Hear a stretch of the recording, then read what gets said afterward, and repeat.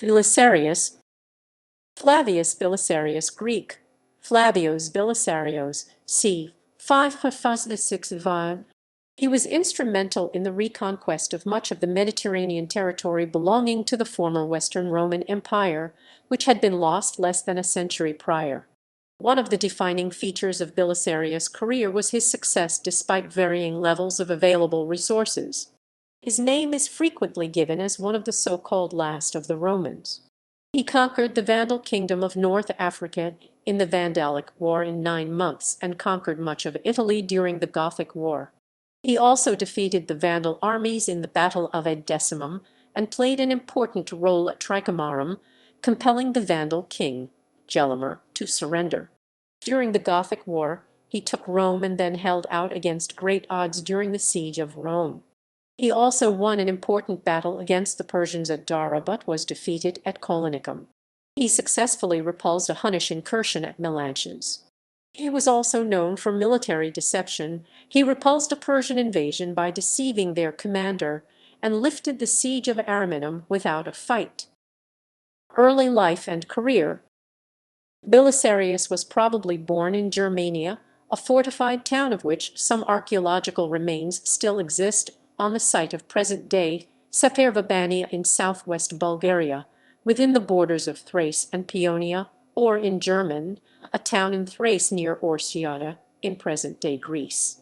Born into an Illyrian or Thracian family that spoke Latin as a mother tongue, he became a Roman soldier as a young man, serving in the bodyguard of Emperor Justinian I, after coming to the attention of Justin and Justinian as an innovative officer. He was given permission by the emperor to form a bodyguard regiment. It consisted of elite heavy cavalry, that he later expanded into a personal household regiment, 7,000 strong. Belisarius guards formed the nucleus of all the armies he would later command. Armed with lances, possibly Hunnish-style composite bows, and spatha long sword, they were fully armored to the standard of heavy cavalry of the day.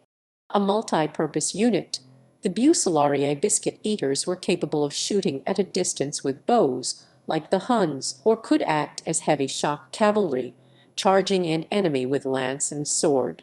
In essence, they combined the best and most dangerous aspects of both of Rome's greatest enemies, the Huns and the Goths. Iberian War. In his early career, Belisarius participated in multiple Byzantine defeats.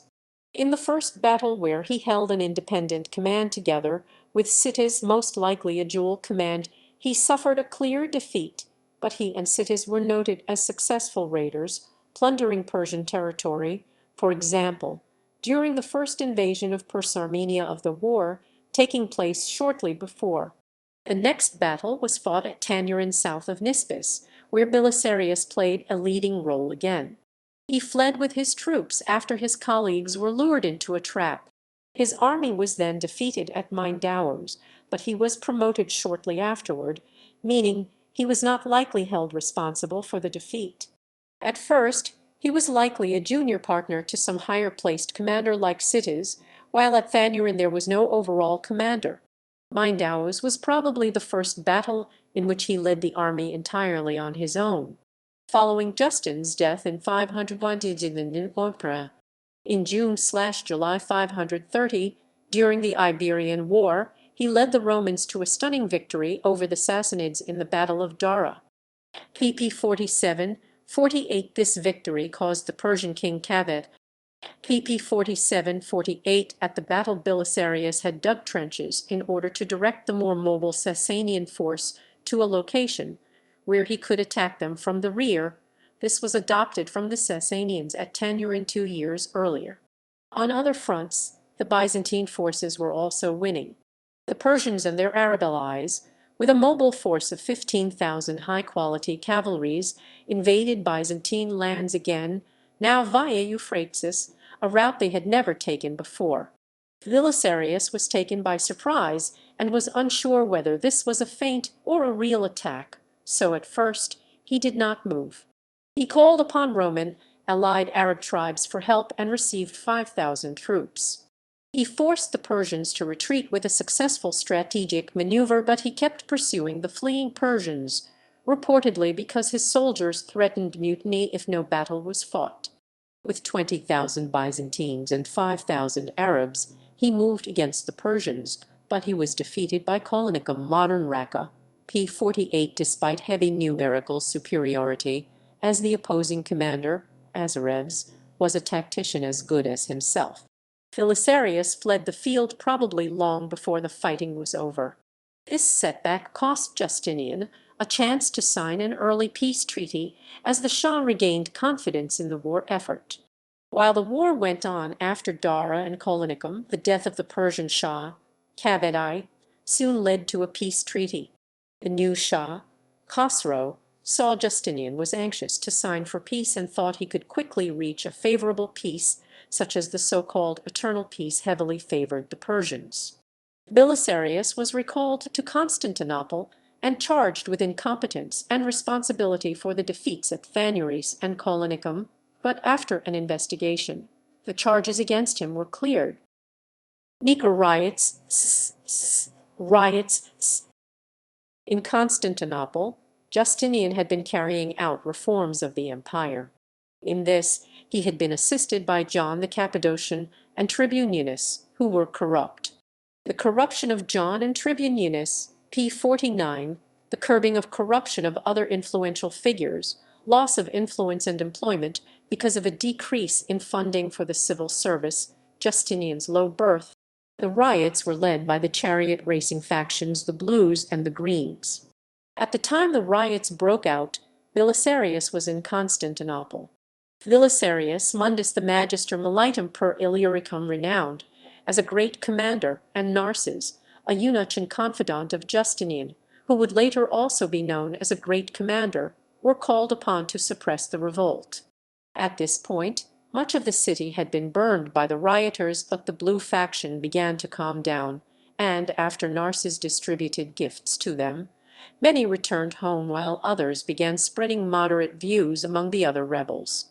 Belisarius tried to enter the hippodrome, where the rioters were gathered, through the emperor's box, but was blocked by its guards. Belisarius was surprised and informed Justinian, who ordered him to enter from another direction.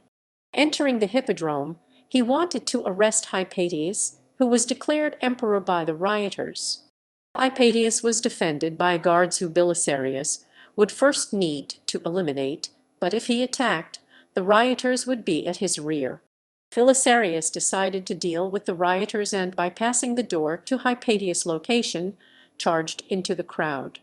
Mundus, hearing the sound of battle, also charged, while Narses blocked the other exits in order to trap the rioters. Thus the revolt ended in a massacre. At least 30,000 and up to 60,000 died, mostly unarmed civilians. Vandal War. Prelude. In 533, Belisarius began a campaign against the Vandal kingdom in North Africa. The Byzantines had political, religious, and strategic reasons for such a campaign. The Vandals, being Arians, persecuted Nicene Christians, refused to mint coins with depictions of the emperor on them, and had banished the Roman nobility, replacing them with a Germanic elite. The recent Byzantine emperors had spent much effort on reunifying pro-Chalcedonian and anti-Chalcedonian Christians and uniting the eastern and western parts of the Church, so the prosecution of good Christians by Arian heretics was an especially big issue. The persecution had started after the popular and successful Vandal military leader Gelimer had overthrown his cousin, the king, Hilderic, a childhood friend of Justinian, in the year 530. In a recent war against the native Berbers, the Vandals had lost 5,000 men in two decisive defeats. Only when Gelimer was appointed commander did the tide shift. As king, Gelimer acquired a reputation for greed and cruelty and became unpopular with the people and nobility. Two revolts broke out at nearly exactly the same time, probably orchestrated by Justinian. With a large number of Vandals killed by the Berbers, and the Ostrogoths still angry because of the actions of Hilderic, the Vandals were perceived to be weak. p. 52, using the fact that Gelimer had defied him and the pleas of African Catholics as justification, Justinian sent an invasion force. Belisarius appointed. There were multiple reasons to choose Belisarius to lead such an expedition. He had shown military competence at Dara, been cleared of incompetence in his other battles by an inquiry, and was a friend to the emperor and thus obviously loyal to him. As an inhabitant of Germana, which was in or near Illyricum, and west-oriented, and a native speaker of Latin, he was considered an untrustworthy Greek by the natives. Belisarius was reappointed Magister Militum per Orientum and given command of the expedition. This time Belisarius would be free from dual command for the duration of the war. Belisarius' army. The expedition consisted of 5,000 high-quality Byzantine cavalry under multiple commanders, 10,000 infantry, p. 52 under overall command of John of Epidamus, Belisarius Guard mercenaries including 400 heralds, led by Fares noted by Procopius for their excellence, and 600 Huns under multiple commanders, and finally, as Praetorian prefect in charge of the logistics of the army, Belisarius got Archelaus, an extremely experienced officer, in order to lighten the burden of command. In total the force is estimated to have been around 17,000 strong, while 500 transport ships and 92 warships crewed by 30,000 sailors and 2,000 marines were also put under Belisarius' command. While it is the view of many that Belisarius set sail for North Africa with only 15,000 soldiers to conquer the region, his force included more troops and many sailors. It was a well-balanced force with quite possibly a larger percentage of high-quality troops than the armies facing Persia.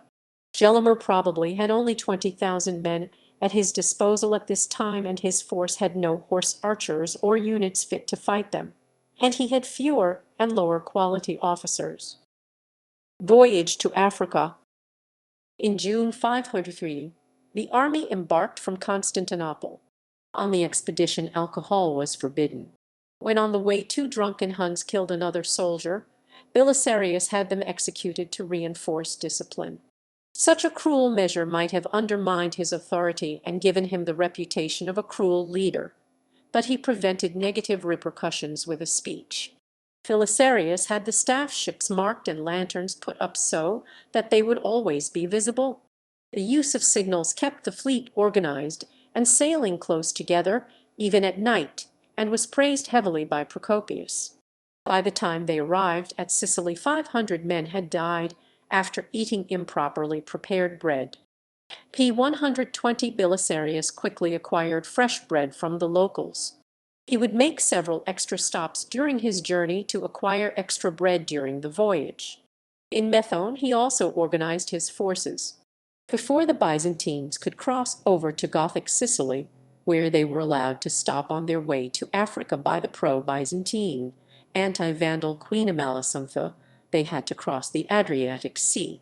Despite acquiring fresh water, the weather caused the water supply to spoil before arrival, and only Belisarius and a select few others had access to unspoiled water. In Sicily Procopius was sent to acquire supplies from Syracuse and gather intelligence about the Vandals' recent activities. There he found out that the Vandals had taken no measures to defend against a Byzantine invasion and, in fact, were unaware one was coming.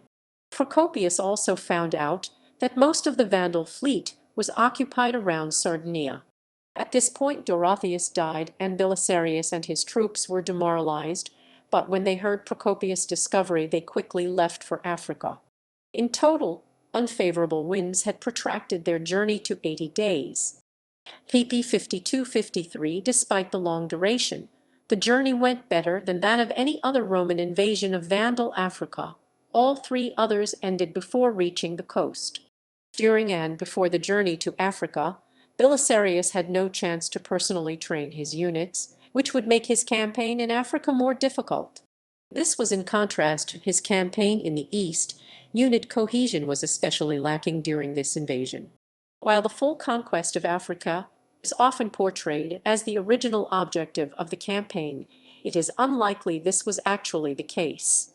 Belisarius had the full authority to act in any way he saw fit.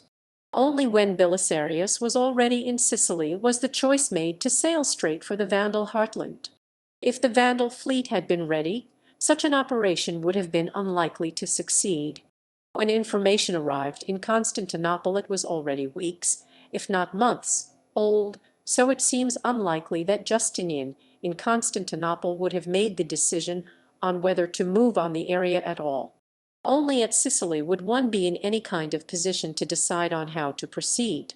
Since Justinian had been reluctant to launch a campaign in the first place and Hilderic was still alive at this point, conquest seems not to have been the absolute intention.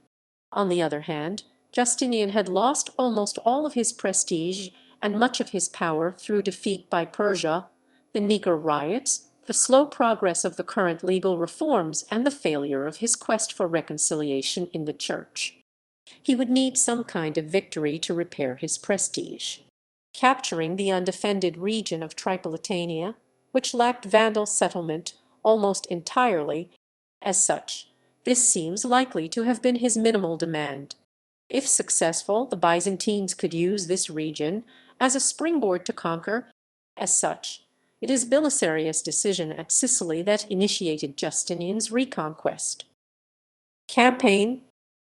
With Gelimer being 4 days inland and his troops scattered, Belisarius could have taken Carthage before the Vandals even knew he was coming and certainly before they were in a position to react.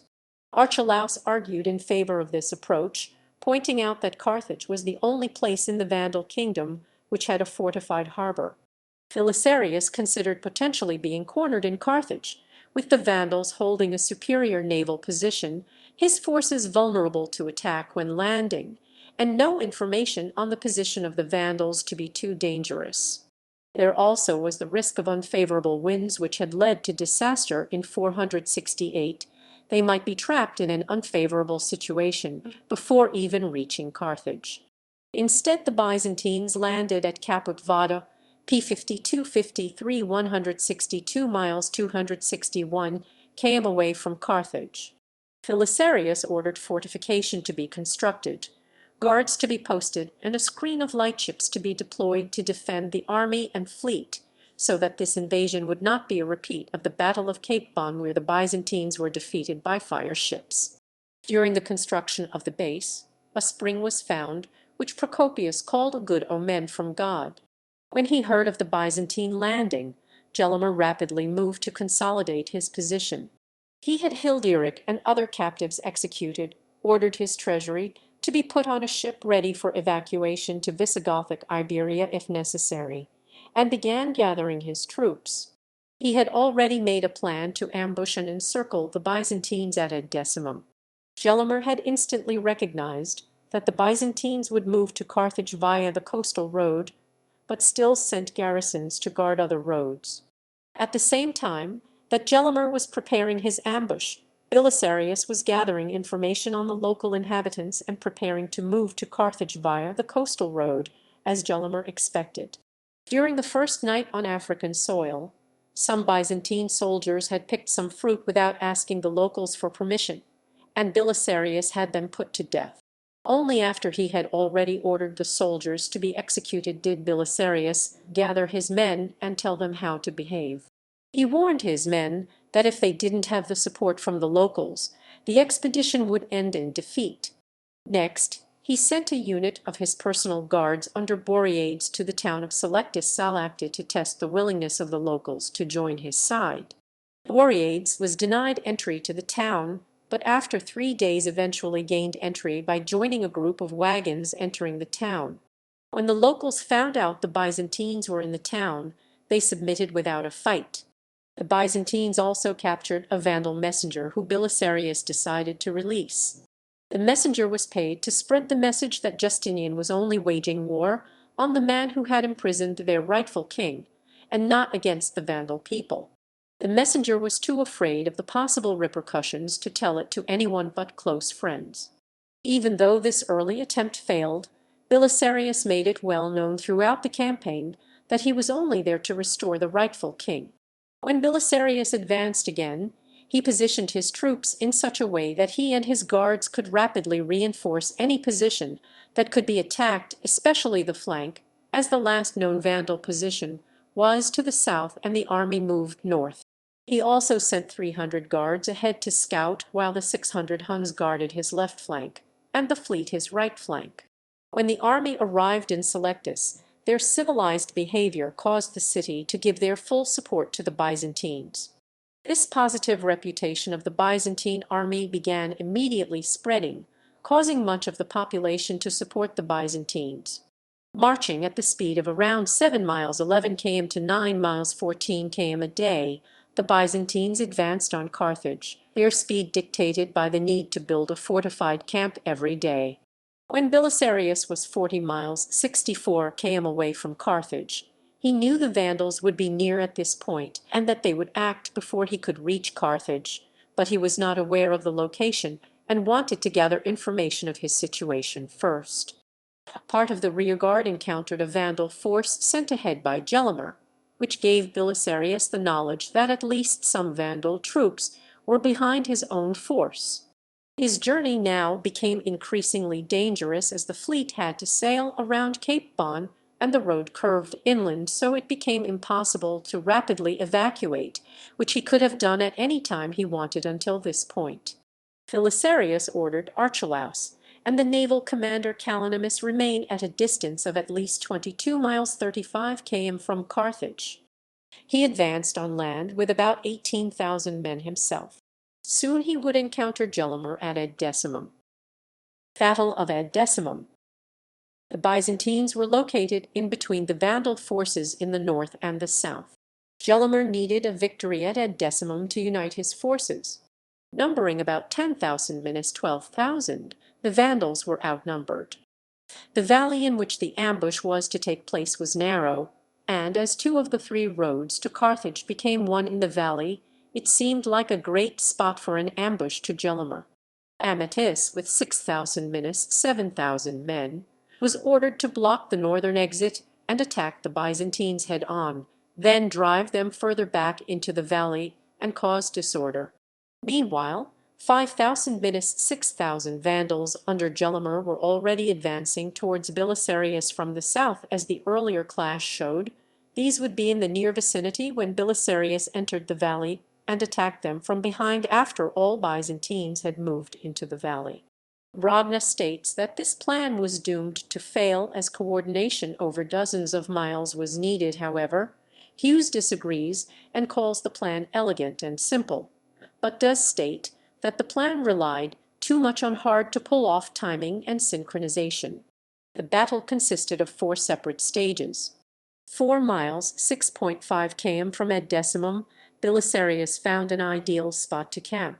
Leaving the infantry behind to build a camp, he rode out with his cavalry to meet the Vandals, who he suspected were nearby. This way he left his infantry, baggage, and wife in a secure position. Unlike the large infantry force, he would easily be able to control this small force of cavalry, which was the main strength of the Byzantine army. When Belisarius arrived at the battlefield, the first 3 stages of the battle had already taken place. The Byzantines sent ahead to scout, and the Huns guarding the flank had routed the numerically superior forces opposing them. Before Belisarius arrived at the field of battle, he encountered some units routed by Gelimer's army, who informed him of the situation in the 3rd stage, when Gelimer himself arrived. As Belisarius arrived, Gelimer saw his brother Amatus killed in combat. Mourning, he remained idle and allowed Belisarius to attack his force while it was in a disorganized state in the 4th and last stage of the battle. Carthage and Tricamarum. After this victory, Belisarius marched on Carthage. p. 53, he arrived at nightfall. He then camped outside the city, as he was afraid of a Vandal ambush in its streets and of his troops sacking the city under the cover of darkness. When Callinemus heard of the victory, he used part of his fleet to rob a number of merchants. Belisarius forced him to give everything back, even though he secretly managed to keep it. The Vandals hiding in Carthage and the surrounding area were gathered in Carthage by Belisarius, who guaranteed their safety. When Tisazo, the Vandal commander fighting the rebellion on Sardinia, sent a message of his victory to Carthage, the messenger was captured, providing Belisarius with intelligence on the strategic situation. Belisarius also had Carthage's wall repaired. The news of the capture of Carthage had reached Iberia by then, and its king refused to make an alliance with the envoy Gelimer had sent earlier. Due to Belisarius' benevolence, many cities of Africa changed sides, so it became impossible for Gelimer to fight a protracted campaign. Before making his next move, Gelimer had received reinforcements under Tisazo and tried to convince some of Belisarius' forces to desert. Belisarius prevented their desertion, but, for example, the Huns would not take part in the battle until after the winner had been practically decided. When a Carthaginian civilian was caught working for the Vandals, Belisarius had him publicly executed. Later a second battle was fought at Tricamarum. In this battle, Belisarius played only an advisory role to John the Armenian as he arrived at the battlefield later on. After winning that battle, Belisarius sent John the Armenian to chase Gelimer. John was killed by accident, and Gelimer managed to escape to Medius, a town on Mount Papua, probably part of Mount Horatius. The 400 heralds under Pharis were to besiege it. Gelimer's treasure failed to depart and was captured, and the king of the Visigoths, Theudes, refused an alliance with Gelimer. After a failed assault in which Pharis lost 110 men, Gelimer surrendered. Meanwhile, Belisarius himself had been reorganizing the captured territory and had sent Cyril on a mission to capture Sardinia, which would capture that island and later also Corsica. The effort to locate and gather Vandal soldiers was still going on. In this way, the class on which the entire Vandal military and political systems were based could be wholly deported to the east and Vandal power forever broken. Jealous subordinates now contacted Justinian and claimed Belisarius wanted to rebel. Belisarius was presented with a choice by Justinian. He could either continue governing the new territory as its official governor or return to Constantinople and get a triumph. If he wanted to rebel, he was sure to choose the governorship, but instead he chose the triumph, convincing Justinian of his loyalty once again. The entire war was over before the end of 534. While East, Belisarius was not only awarded a triumph but also made consul. p. 54. Mutiny. Sometime after Belisarius left, a mutiny broke out in Africa. Soldiers angry about religious persecution by the Byzantines and the inability of the empire to pay them rose up en masse and nearly broke Byzantine rule in the area. Belisarius would return for a short while, just before the Gothic War, to help fight the revolt. When the rebels heard of his arrival, they lifted the siege of Carthage, which at the beginning of the siege had numbered 9,000 plus many slaves. Belisarius attacked them with just 2,000 troops, winning a victory in the Battle of the River Bagradas. During the battle, Staxes, the rebel leader, tried to move his army into a new position in front of the Byzantine force. When the units moved without the cover being provided, Belisarius launched a successful attack against them, which caused the entire rebel army to panic and flee. The rebels' power was broken and Belisarius left for Italy. Gothic War. In 534, Justinian commissioned Belisarius to attack the Ostrogothic kingdom in Italy. The Ostrogothic king Theodahad had gained the throne by marriage. p. 55 power had been held, however, by the pro-Byzantine queen Amalasuintha until Theodahad had her imprisoned and then killed.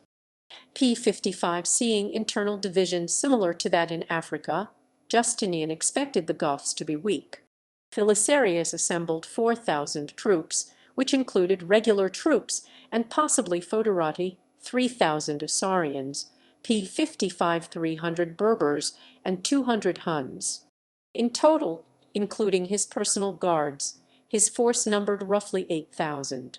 Belisarius landed in Sicily and took the island in order to use it as a base against Italy, while Mundus recovered Dalmatia.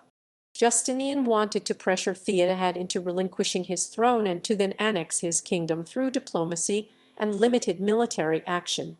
This worked at first, but the army in the Balkans retreated, and the war continued.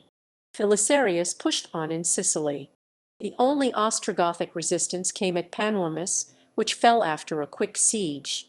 Here Belisarius used archer fire from the top of the masts of his ships to subdue the garrison. He made a triumphal entry to Syracuse on 31 December 535. The preparations for the invasion of the Italian mainland were interrupted p. 56 in Easter 536, when Belisarius sailed to Africa to counter an uprising of the local army as described above. His reputation made the rebels abandon the siege of Carthage, and Belisarius pursued and defeated them at Membressa. Afterwards he returned to Sicily and then crossed into mainland Italy, where he captured Naples in November and Rome in December 536. Before reaching Naples, he had met no resistance as the troops in southern Italy were disgusted by Theodahad and switched sides. p. 56. At Naples a strong Gothic garrison resisted the Byzantines using its strong fortifications. Belisarius could not operate safely at Rome with such a strong garrison in his rear. He couldn't storm the strong fortifications, besiege the city, nor create elaborate siege works as Gothic reinforcements could arrive, while bribery and negotiation attempts also failed.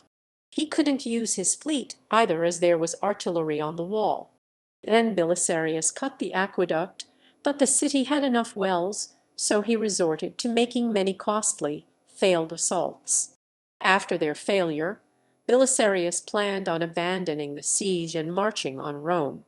By chance, however, an entrance to the city via an aqueduct was found, and a small Byzantine force entered the city. When this force had entered the city, Belisarius launched an all-out assault so the Goths couldn't concentrate against the intruders.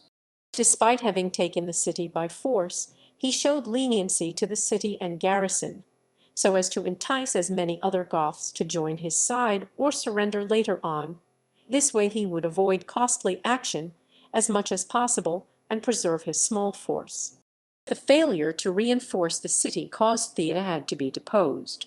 While the new Gothic king, Vitiges, had sent a garrison to Rome, the city was left undefended as the troops fled after noticing the pro-Byzantine attitude of the population.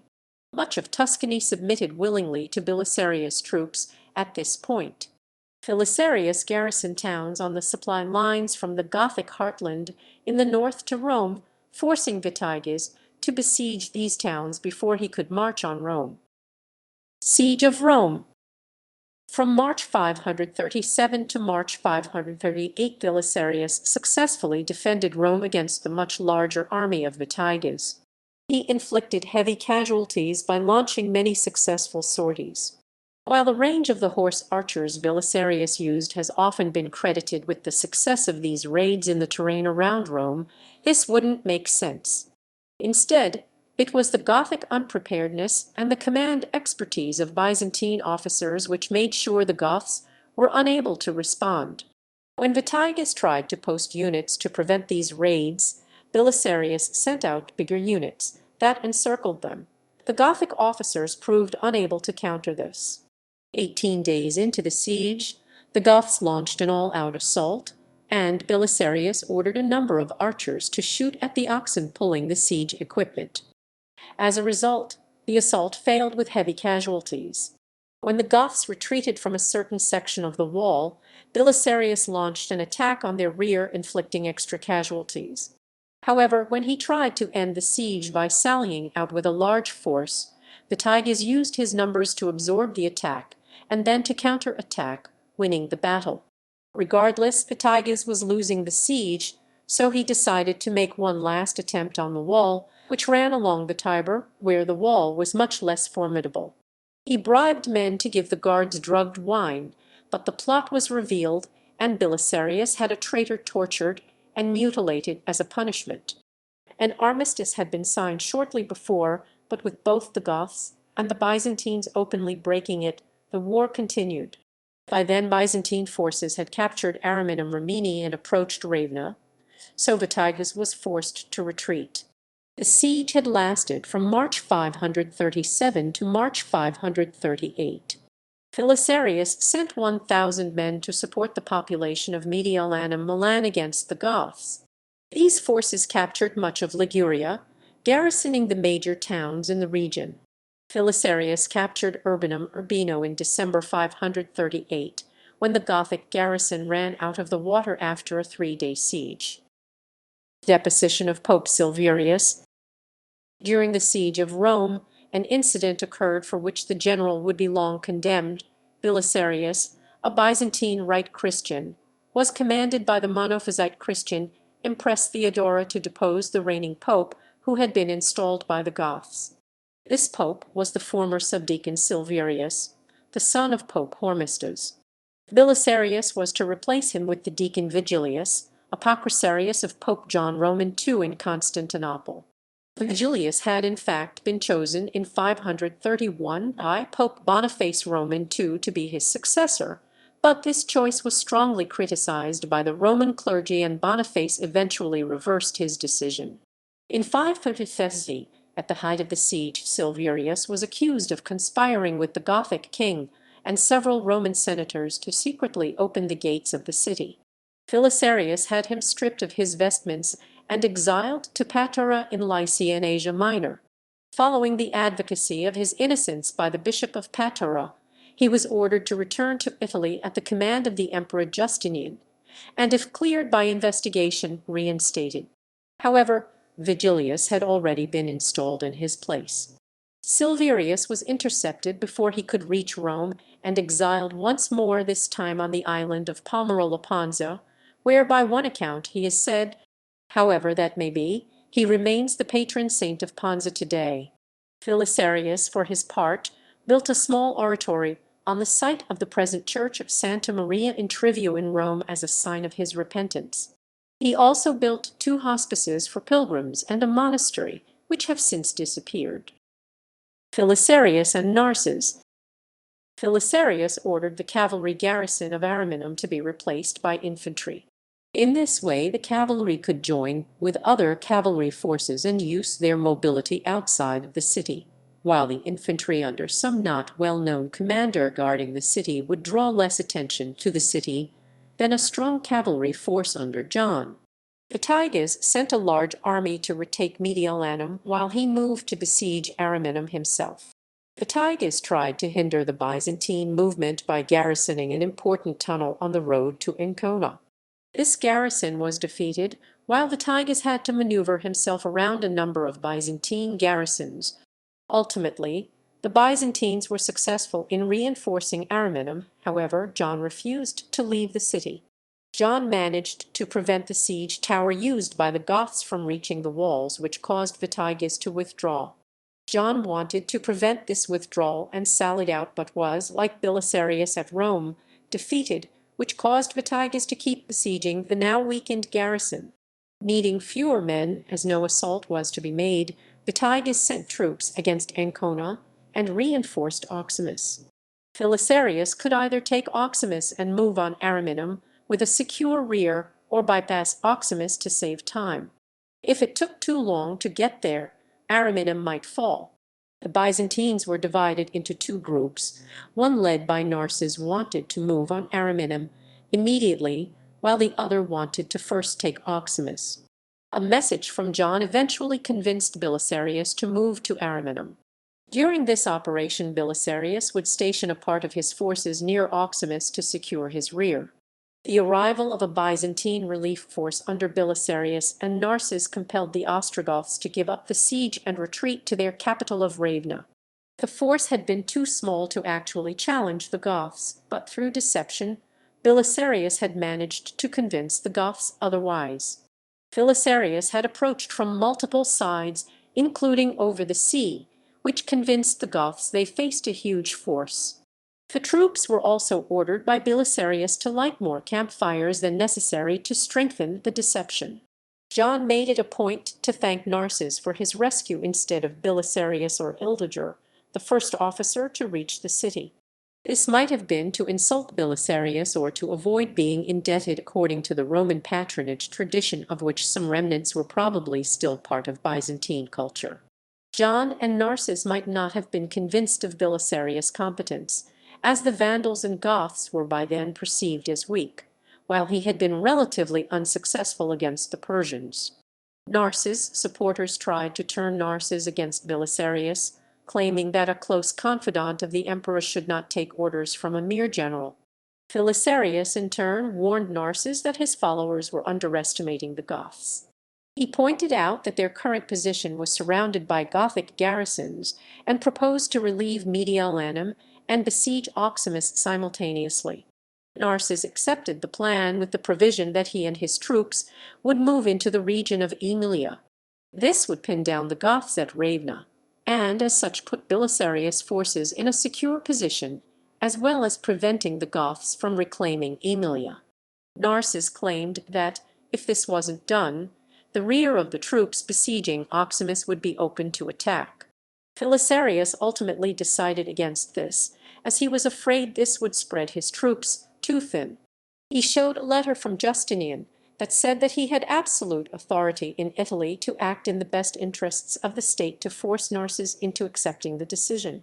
Narses replied that Belisarius was acting in the best interests of the state. From the later part of the siege of Rome onwards, reinforcements had arrived in Italy during the siege of Ariminum. Another 5,000 reinforcements landed in Italy, close to the siege where they were needed, clearly by design. The last group of reinforcements was 7,000 strong, and led by Narses. After these arrived, the Byzantines had around 20,000 troops in Italy in total. John claimed that about half of the troops were loyal to Narses instead of Belisarius. Belisarius gave up his original plan, and instead of sending forces to besiege Urviventus or Vieto and himself besieging Urbanus, Narses refused to share a camp with Belisarius, and he and John claimed the city could not be taken by force and abandoned the siege. As Belisarius sent the assault forwards, the garrison surrendered, as the well in the city stopped working. Narses reacted by sending John to take Caecina. While that attack failed miserably, John quickly moved to surprise the garrison at Fort Cornelius Imola, and so secured Emilia for the Byzantines. Shortly after Belisarius' arrival, the Urviventus garrison ran out of supplies and surrendered. In late December, shortly after the siege of Urbanus and Urviventus, Belisarius sent troops to reinforce Mediolanum. Unsure of the Gothic numbers, they requested aid from John and other troops under Narses. John and the other commanders refused to follow Belisarius' order to assist, stating that Narses was their commander. Narses repeated the order, but John fell ill and they paused for him to recover. Meanwhile, the revolt at Mediolanum was bloodily suppressed by the Goths. The desperate garrison had been promised safety in return for abandoning the city, which they subsequently did. As the population had revolted, they were considered traitors and many were slaughtered. Subsequently, the other cities in Liguria surrendered to avoid the same fate. Narses was subsequently recalled. Finishing the conquest. Quest, conquest, quest, conquest, quest, conquest, quest, quest. In 539, Belisarius set up siege forces around Oximum and sent troops to Faesulae, starving both cities to submission by late 539. He led the siege of Oximum himself. Knowing he couldn't storm the city, he tried to cut the water supply, but this failed. When the captured leaders from the Faesulae garrison were paraded in front of the city, its garrison too surrendered. If he moved on Ravenna, his rear would now be secure. Vitiges hadn't been able to reinforce these places, as there was a food shortage throughout Italy and he couldn't gather enough supplies for the march. Belisarius stationed his army around the Ostrogothic capital of Ravenna in late 539. The grain shipment to the city hadn't been able to proceed to the city, so when the Byzantines advanced on Ravenna, the grain was captured. Cut off from outside help by the Byzantine navy patrolling the Adriatic Sea. When Belisarius besieged Ravenna, the Gothic nobles including Vitiges, had offered the throne of the Western Empire to him. Belisarius feigned acceptance and entered Ravenna via its sole point of entry, a causeway through the marshes, accompanied by a comitatus of Bucellarii, his personal household regiment guards. He also prepared a grain shipment to enter the city when it surrendered. Soon afterward, he proclaimed the capture of Ravenna in the name of the Emperor Justinian. The Goths' offer raised suspicions in Justinian's mind, and Belisarius was recalled. He returned home with the Gothic treasure, king and warriors. Later campaigns against Persia. For his next assignment, Belisarius went to the east to fight the Persians. Unlike during the Gothic and Vandalic wars, he was accompanied by his wife. The Byzantines expected that Khosrow, like in the previous year, would move through Mesopotamia, but instead Khosrow attacked Lazica, where the population was treated poorly by the Byzantines. The Lazicans had invited Khosrow, who concealed his movement by claiming he was going to fight the Huns in the north, while instead the Huns assisted Khosrow. When Belisarius arrived in the east, he sent spies to gather information. He was told that the Persians were moving north to fight the Huns. Meanwhile, Belisarius had trained and organized his troops, who had been terrified of the Persians before his arrival. He decided he could attack Persia in relative safety. Some of Belisarius' officers protested, as staging an offensive would leave the Lakhmids free to raid the eastern provinces. Belisarius pointed out that the Lakhmids would be filling the next months with religious celebrations, and that he would be back within 2 months. With the same reasoning he used in Italy for the siege of Oximus and other sieges, and the marching column in Africa, he determined that Nisibis had to be taken first to secure his rear if he moved further into Persia. Meanwhile, the war was going poorly for the Byzantines to the north. Lazica was taken, and a significant Byzantine garrison changed sides, possibly not having been paid for years. When Belisarius approached Nisibis, he ordered a camp to be set up at a significant distance from the city. His officers protested at this, but he explained to them that this was so that if the Persians sallied out and were defeated, the Byzantines would have more time to inflict casualties during the retreat. At the Battle of Rome, during the siege of Rome, Belisarius had been defeated, but much of his army was able to retreat the short distance back to the city, something which he did not want to occur when the roles were reversed. Some of his officers disagreed so vehemently that they left the main force and camped close to the city. Belisarius warned them that the Persians would attack just before the first Byzantine meal, but the officers still sent their men to get food at this time, and as a result were caught in disorder by an attack. Belisarius observed what was going on, and was already marching to their aid before messengers requesting aid even arrived. He turned the tide and won the battle. Having defeated the garrison but still not being in a strong enough position to storm the fortifications, he moved past the city. He didn't fear being attacked from the rear by the garrison anymore, mostly because their confidence was broken. While he besieged Ciceranin, he sent troops to raid the rich lands beyond the Tigris. While Belisarius' assaults on the city were repulsed by its 800-strong garrisons and suffered heavy losses, the city ran out of supplies and the garrison changed sides. At this point, the troops raiding Persia returned home without informing Belisarius. At this point, up to a third of Belisarius' forces had caught a fever, and the Lakhmids were about to take up arms again. As he did with other major decisions, Belisarius asked his officers' opinions. They concluded they should retreat. Procopius heavily criticized this, claiming that Belisarius could have marched on and taken Ctesiphon. He disregarded the fact that no information on Persian dispositions was available, and Belisarius hadn't been able to take Ciceranin by force, making it unlikely he could have stormed Ctesiphon. In the campaign of 542, Belisarius got the Persians to call off their invasion using trickery. Khosrow had wanted to raid Byzantine territory again, but Belisarius moved to the area. When Khosrow sent an ambassador, Belisarius took 6,000 of his best men with him for a meeting. Taking only hunting equipment, With them, it seemed like it was a hunting party from a larger equally high-quality force. Fooled by the deception, the Persians, knowing that if they were defeated they would be trapped in Byzantine territory, Belisarius also sent 1,000 cavalry into the Persian retreat route. If an engagement was fought, this might have pointed out Byzantine weakness. During the retreat, Belisarius constantly kept the pressure on, preventing Khosrow from raiding. In return for the Persian withdrawal from imperial lands, the Byzantines sent ambassadors, as the Persian ambassador had requested from Belisarius at their meeting. The meeting had been just a ruse to spy on the Byzantine troops, and as such, when Belisarius took the pressure off, Khosrow attacked some Byzantine towns. Sacking Callinicum, Khosrow could claim success. Some claimed that by not harassing Khosrow, Belisarius had made a serious error, but this view was not brought up in court.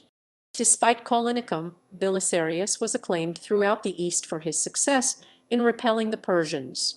Crucial to the success of Belisarius' deception had been Khosrow's fear of catching the plague if he remained in Byzantine territory for too long, which made maintaining a tactical position in Byzantine territory highly dangerous. By showing his best troops in the open, returned to Italy. While Belisarius was in the East, the situation in Italy had vastly deteriorated. The governor sent to the area, a man named Alexander, was corrupt. He trimmed the edge off of coins to increase his own wealth. His policy was no better than this. He charged many soldiers with corruption and demanded they pay fines, and he decreased military spending and demanded that tax withheld from the Goths would be instead paid to the Byzantines. As a result, many Byzantine soldiers defected or mutinied. The command of the troops in Italy was divided by Justinian to prevent any commander from becoming too powerful. Most of the time these commanders refused to work together, as Justinian's plague made it dangerous to leave the base. Meanwhile, the Goths, under the brilliant and energetic leadership of Ildibad and Totila, went on the offensive and recaptured all of northern Italy and parts of the south. Apparently Totila considered the opportunity to win an easy victory greater than the risk of losing his force due to plague. As a result, they won many engagements against the uncoordinated Byzantines, including the Battle of Treviso, the Siege of Verona, the Battle of Faventia, the Battle of Mucelium, and the Siege of Naples. But by now they weren't powerful enough to capture Rome. In 544, Belisarius was reappointed to hold command in Italy. Before going to Italy, Belisarius had to recruit troops. When he finished, his force numbered roughly 4,000 men. Justinian wasn't able to allocate significant resources, as most troops were still needed in the east and the plague had devastated the empire. During the upcoming campaign, Totila mostly wanted to avoid sieges. The Byzantines had proven themselves adept at sieges, but he had proven multiple times he could defeat them in open battle. As such, he razed the walls of towns he took. He wanted neither to be besieged there nor to have to besiege them later. Belisarius, on the other hand, wanted to avoid battle. He had entirely avoided battle after the Battle of Rome. With forces as small as his, he wanted to avoid losing too many men and instead avoid the Goths from making progress through other means. In Italy, many soldiers were mutinous or changed sides, which Belisarius hoped would stop when he was reappointed. It didn't.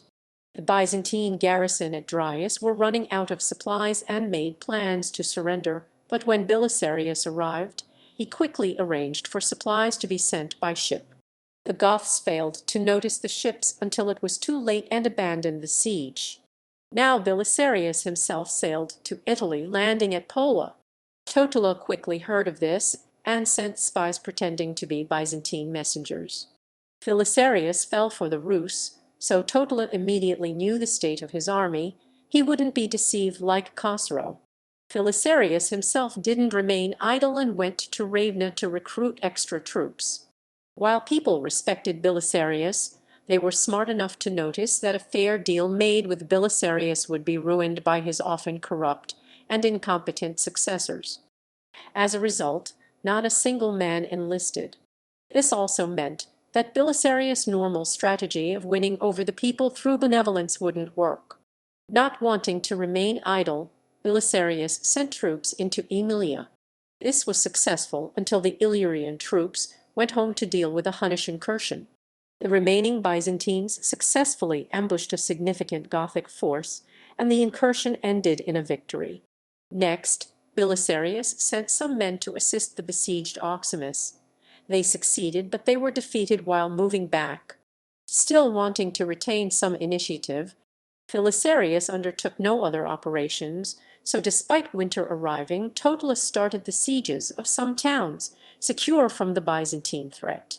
When requesting reinforcement, Belisarius asked for barbarian horse archers, as he knew the Goths were unable to counter these. Justinian was fighting wars on many fronts, and the plague was devastating Constantinople for a second time, and as such was unable to provide even the equipment and money needed to re-equip and pay the forces already in Italy. Totila was enjoying great success in his recent sieges. Herodian, commander of a garrison, surrendered very quickly to the Goths, having seen the unfavorable treatment Justinian had given Belisarius after his recent Persian campaign. By now the Goths had acquired enough strength to move on Rome. Like Herodian, the commander of the Roman garrison, Besses, was afraid of poor treatment or even being prosecuted after the siege was lifted. As a result, he remained idle when Belisarius ordered him to assist in the relief of the city. When Belisarius attempted to assist the city with supplies, he came up against a blockade on the Tiber. He overcame this using a siege tower with a boat on top. The boat was filled with burnable materials, so when it was thrown into one of the Gothic towers in which the blockade was centered around, the entire garrison died either on impact or because of the fire. Belisarius had left a force under Isaac the Armenian to guard Portus, with orders not to leave the city under any circumstances. Now Belisarius heard he had been captured, and rushed back to Portus. Isaac had left the city and was captured outside its walls, and the city was safe. With surprise lost, no assistance from Besses or John, who was blocked off in Calabria, and with little resources, Belisarius wasn't able to prevent Totila from eventually capturing the city. However, it is worth noting a letter that Belisarius wrote to Totila, according to Procopius, reportedly prevented Totila from destroying Rome, while the creation of beauty in a city which has not been beautiful before could only proceed from men of wisdom who understand the meaning of civilization. The destruction of beauty which already exists would be naturally expected. Now, among all the cities under the sun, Rome is agreed to be the greatest and the most noteworthy. For it has not been created by the ability of one man, nor has it attained such greatness and beauty by a power of short duration, but a multitude of monarchs, many companies of the best men, a great lapse of time, and an extraordinary abundance of wealth have availed to bring together in that city all other things that are in the whole world, and skilled workers. Thus, little by little, have they built the city, such as you behold it, thereby leaving to future generations memorials of the ability of them all, so that insult to these monuments would properly be considered a great crime against the men of all time, for by such action the men of former generations are robbed of the memorials of their ability, and future generations of the sight of it. Such, then, is the facts of the case. Be well assured of this, that one of two things must necessarily take place: either you will be defeated by the emperor in this struggle, or, should it so fall out, you will triumph over him. Now, in the first place, supposing you are victorious, if you should dismantle Rome, you would not have destroyed the.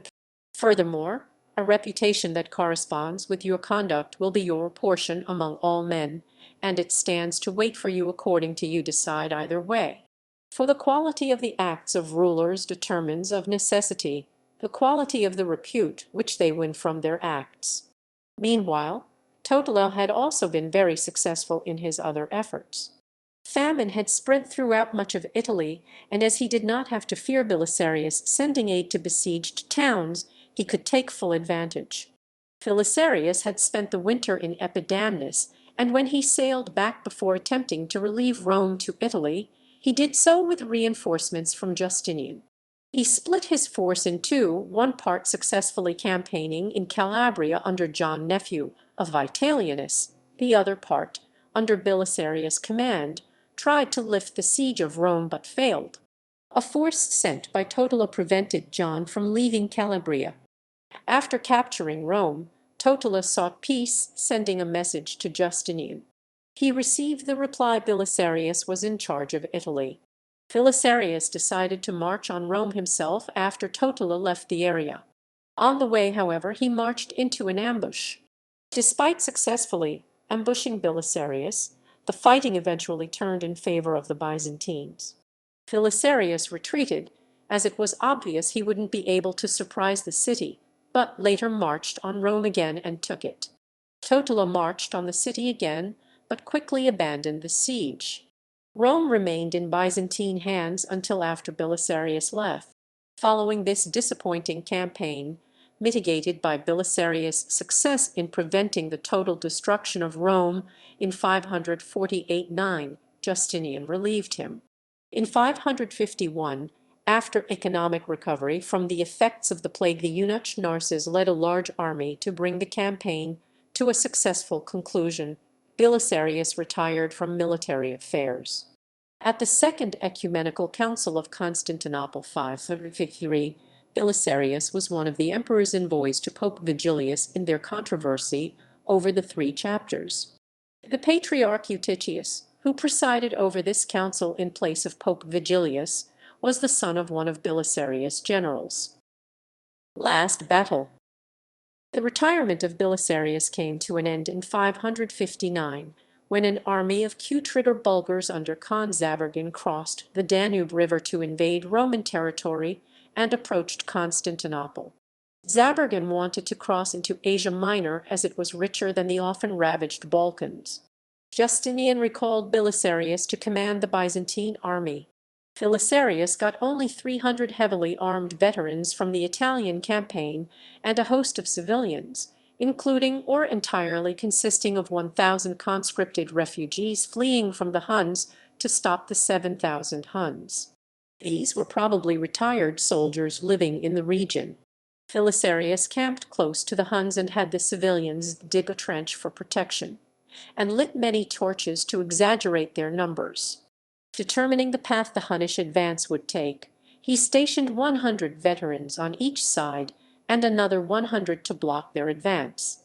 In the narrow defile the Huns wouldn't be able to maneuver, exploit their greater numbers, and use their arrow fire effectively.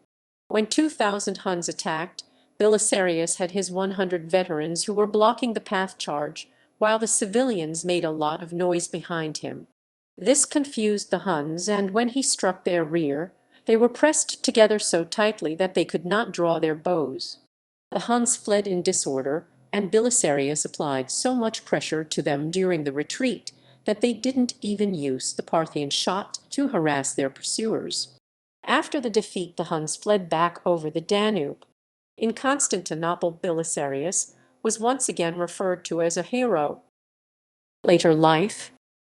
In 562, Belisarius stood trial in Constantinople, having been accused of participating in a conspiracy against Justinian.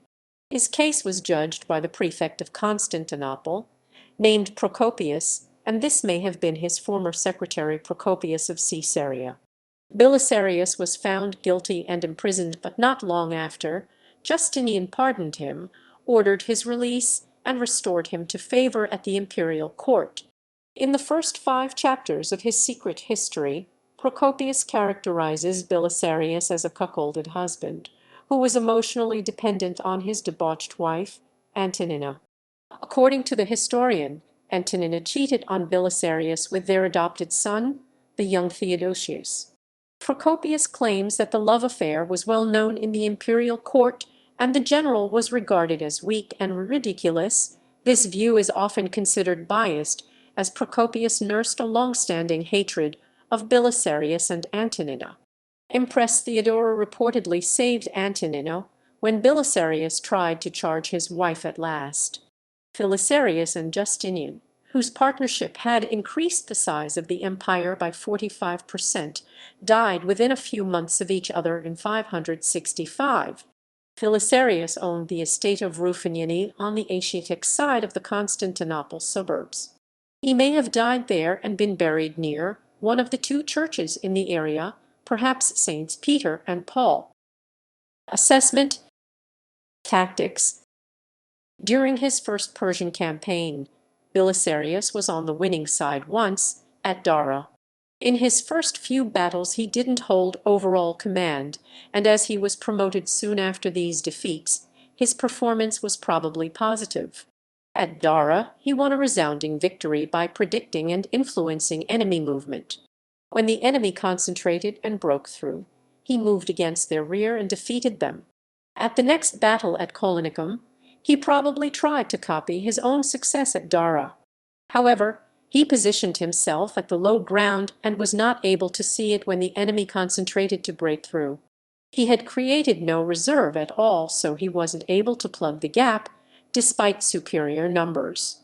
Belisarius' failure to position himself properly, make a cohesive plan, take advantage of the terrain, and his failure to plug the created gap caused a disastrous defeat. Once the Persians had concentrated for a decisive attack, they held numerical superiority at the point of pressure, despite inferior numbers overall. In Africa, he walked accidentally into the Battle of Ad Decimum. His ability to see an opportunity to gain the advantage and to take it contrast positively with Gelimer's inactivity.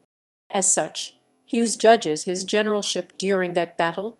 In Italy, he mostly relied on sieges to defeat the Goths. At this he was so efficient that Totaler refused to engage in them until Belisarius was unable to take the initiative due to supply shortages. Strategies. In Italy, to deal with a changing situation, he made multiple strategies inside the span of a year. Meanwhile, his opponent Vitiges had no coherent strategy after the failure of the siege of Rome. Belisarius tried to keep his strategic rear secure, besieging, for example, Oximus so he could safely move on Ravenna.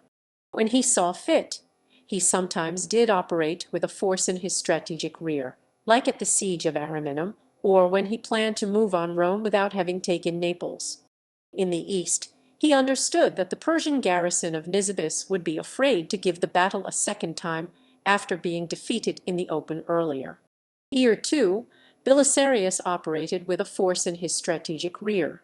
He wanted not to split his forces into two small contingents, like Gelimer had been forced to do at Ad Decimum.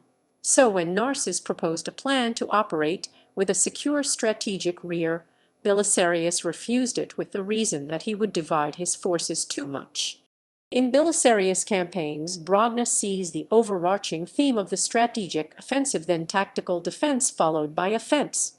This forced his enemy to attack strong defensive positions, like the walls of Rome, suffering horrendous losses. After which Belisarius could use the main strength of his force, his cavalry, which contained horse archers, to which the Goths and Vandals had no effective response, to finish off the enemy. Helmuth von Moltke the Elder would come up with the idea to use so-called offensive-defensive campaigns to defend Germany centuries later. In these he would also go on a strategic offensive, take up defensive positions on enemy supply lines, and have the larger Russian and French forces attack his strong position. In both cases, the purpose of this kind of strategy was to defeat larger enemy forces effectively. When using such tactics, the higher quality of Byzantine troops, compared to the barbarians, was exploited to the fullest, as wave after wave of Goths, relying on brute force to win, was defeated. In the case of the Imperial Germans, this was also the goal, as they, like the Byzantines, could muster superior firepower because of their higher quality troops. In his assessment of the commander, Hughes concludes that Belisarius' strategic abilities were unrivaled. Character. At both Thanuris and Colonicum, he fled before the battle was over, while improving the battlefield situation. This did prevent his own troops from being destroyed. At the Battle of Dara, he refused to duel with a Persian champion and instead sent a champion of his own. At Rome, however, he fought at the front line with his soldiers. While he was not willing to take an unnecessary risk in the form of a duel, he wanted and was capable of inspiring his men in combat, and seems not to have lacked bravery. Procopius' portrayal of Belisarius being weak-willed can often also be explained with a good understanding of politics. Taking action against his wife, for example, would not have been appreciated by Empress Theodora at all, just like the weak-mindedness in relation to his wife. Instead, it was probably overconfidence on his own part. For the rest of his career, he became a cautious commander, which is in line with the notion that Belisarius knew his limits and tried to act within them. He often moved out with only a small force with which he would have no control and communication problems. Another example of this is when, at the Battle of Tricamarum, he merely advised John not taking full command. He recognized John was competent and knew more about the situation, and as such John remained in overall command, winning a great victory. One of the attributes of Belisarius' campaigns was his benevolence towards soldiers and civilians alike. This caused the local population to support him, which was vital to winning. For example, the Battle of Ad Decimum. Many enemy garrisons also changed sides, as they could expect leniency. It also put Gelimer under time constraints, and as such forced him to fight the Battle of Tricamarum. He is also noted for his calmness in danger. At Rome, when a rumor spread that the Goths were already in the city, and his men begged him to flee, he instead sent men to verify whether the claim was true, and made clear to the officers that it was his job, and his alone, to deal with such a situation. Overall performance. Belisarius is generally held in extremely high regard among historians. This is mostly because of the victories at Dara, Ad Decimum, and Tricamarum. Little attention has been paid to his defeats in the East and at the Battle of Rome. Ragna puts him among the best commanders in history. Hughes says of him that he remains behind Alexander the Great and Caesar, but not by much. Battle record. Timeline. Legend as a blind beggar. According to a story that gained popularity during the Middle Ages, Justinian is said. Most modern scholars believe the story to be apocryphal, though Philip Stanhope, a 19th-century British philologist who wrote Life of Belisarius, believed the story to be true, based on his review of the available primary sources. After the publication of Jean-Francois Marmontel's novel Belisarius 1767, this account became a popular subject for progressive painters and their patrons in the later 18th century, who saw parallels between the actions of Justinian and the repression imposed by contemporary rulers. For such subtexts, Marmontel's novel received a public censure by Louis Legrand of the Sorbonne, which contemporary theologians regarded as a model exposition of theological knowledge and clear thinking. Marmontel and the painters and sculptors depicted Belisarius as a kind of secular saint, sharing the suffering of the downtrodden poor. For example, the bust of Belisarius by the French sculptor Jean-Baptiste Stouff. The most famous of these paintings, by Jacques-Louis David, combines the themes of charity, the almsgiver, injustice, Belisarius, and the radical reversal of power, the soldier who recognizes his old commander. Others portray him being helped by the poor after his rejection by the powerful. In art and popular culture, Belisarius was featured in several works of art before the 20th century. The oldest of them is the historical treatise by his secretary, Procopius. The Anecdota, commonly referred to as the Arcana Historia or Secret History, is an extended attack on Belisarius and Antonina, and on Justinian and Theodora, indicting Belisarius as a love-blind fool and his wife as unfaithful and duplicitous. Other works include Belisarius as a character, painting, Belisarius, late 1650s, by Salvator Rosa 1615–1673. Given to Lord Townshend in 1726 by King Friedrich William I of Prussia, and hung in the Belisarius chamber at Rainham Hall, Norfolk. Valued at 10,000 guineas in 1854, 2019, £1 sterling 7 pensum. Sold for £273, 3,000 London December in a Townshend Heritage sale at Christie's in 1904 to Sir George Sitwell of Rinnishaw Hall, where it now hangs. Drama. Belisarius, a play by Jacob Biderman, 1607. The life and history of Belisarius, who conquered Africa and Italy, with an account of his disgrace, the ingratitude of the Romans, and a parallel between him and a modern hero, a drama by John Oldmixon, 1713. Belisarius, a drama by William Phillips, 1724. Literature. El ejemplo mayor de la desdicha, a play by Antonio Mira de Amscua, 1625. Felicer, a novel by Jean-François Marmontel, 1767. Belisarius, a tragedy by Margareta Fogers, 1795. Though she wrote it as a play, Fogers intended this work for the closet, i.e., to be read and not performed. Her preface voices complaints about maledictions and long-winded rhetoric in popular tragic drama, which she says tend to bore and even outrage a reader, and announces her intent to substitute concise narrative and plain sense. The drama's plot and character development are secondary to moral conflicts, mainly between vengeance and mercy/pity, respectively associated with pride and humility. Lear, 18th century poem by Friedrich de la Mottfauq. A Struggle for Rome, a historical novel by Felix Donne, 1867. Belisarius, 19th century poem by Henry Wadsworth Longfellow. Count Belisarius, a novel by Robert Graves, 1938, ostensibly written from the viewpoint of the eunuch Eugenius, servant to Belisarius' wife, but actually based on Procopius' history. The book portrays Belisarius as a solitary honorable man in a corrupt world, and paints a vivid picture of not only his startling military feats, but Lest Darkness Fall, a 1939 alternative history novel by L. Sprague de Camp. Belisarius appears first as the Roman opponent of the time traveler Martin Padway, who tries to spread modern science and inventions in Gothic Italy. Eventually, Belisarius becomes a general in Padway's army and secures Italy for him. The Belisarius series, 6 books by Eric Flint and David Drake, 1998-2006. Science fiction/alternative history. The character Bel Rios in Foundation and Empire by Isaac Asimov is based on Belisarius, 1952. A Flame in Byzantium, a historical horror fiction novel by Chelsea Quinn Yarbrough, 1987.